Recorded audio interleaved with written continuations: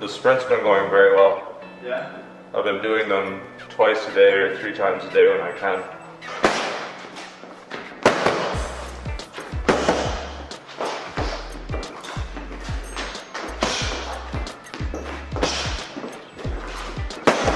Just to make sure everything's all fast. Speed's gonna win this. I have a very distinct feeling the other heavyweights at this level are going to be lumbering.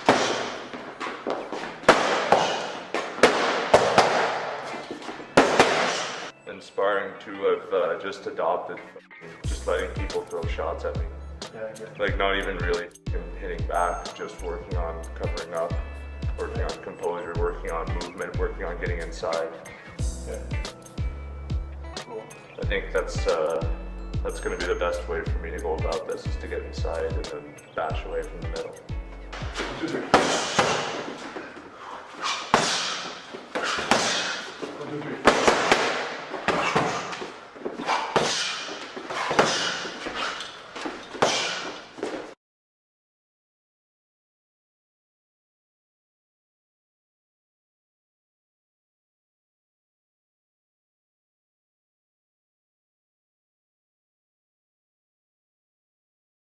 My name is Al-Koura. I'm 23 years old. I'm a full-time student and a reservist soldier there. I've been fighting for 4 or 5 years of stand-up fighting and grappled all through high school. I've been boxing specifically for about a year and a half.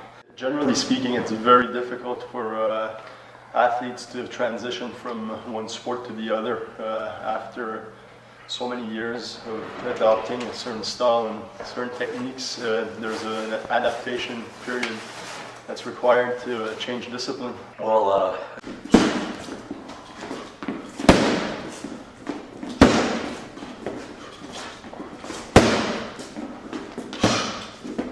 You got me in there. Here, okay?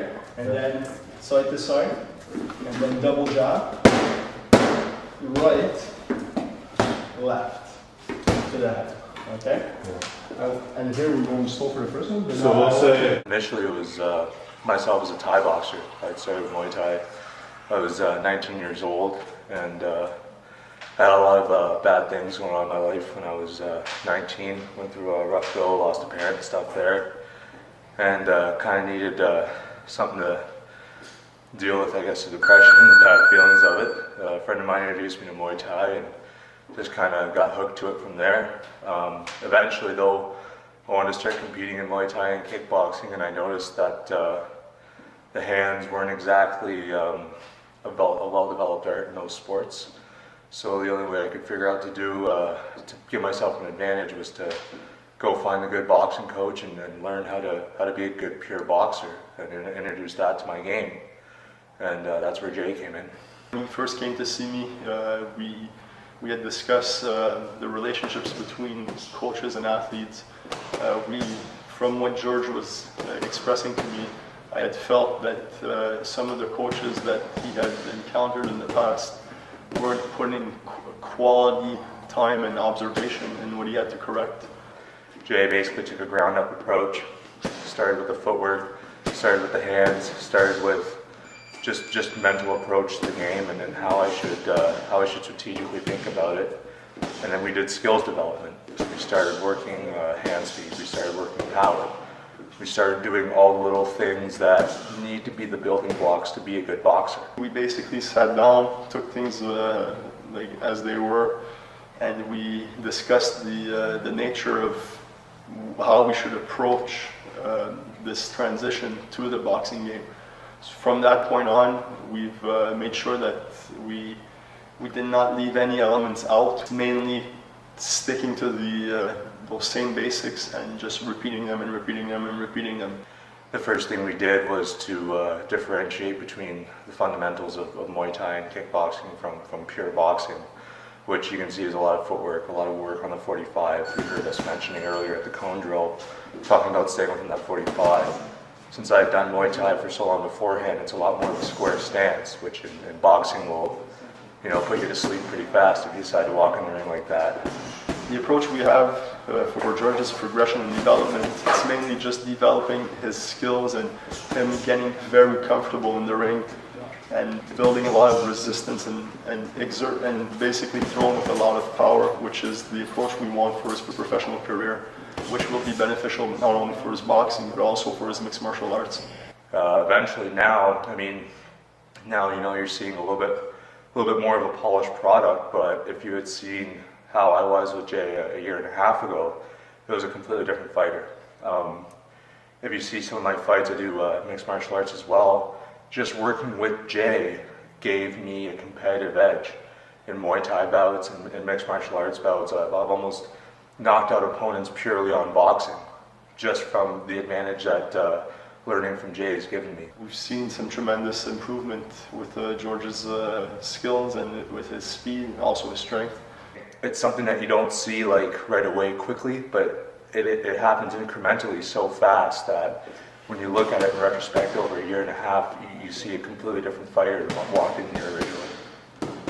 It's our game plan, and it's what we choose to continue doing for the continuity of his short amateur career. I mean, the whole approach was to become a great Thai boxer and to become a great boxer, and then put it together, right? Right now, we're just at the phase where I'm becoming a good boxer, and I'm becoming I still am a good Thai boxer. And the next step, I think, is going to be hybriding them together into a really good mixed game plan. But the key was becoming a good fundamental boxer first. And that's the benefit of training with Jay, is that he has the skills and he has the knowledge to transfer that. What does it take to go from amateur to pro? Funny enough, there's a lot of professionals out there that are lacking a lot of skills. It's the one negative thing that I find that you may see in boxing is that you'll see often professional fighters that aren't prepared to turn pro, and they become just a body for an opponent who has a lot more skill, a lot more speed, a lot more power, and more technique.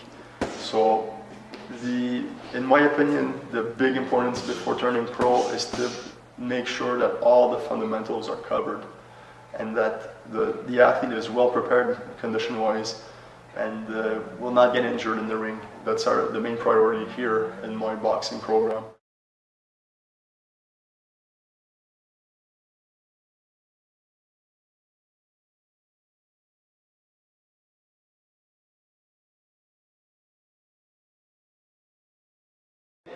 Do you want me to come in close and like break a fucking rib? Is what you're saying? Bro, there's a camera in the language. Oh, sorry.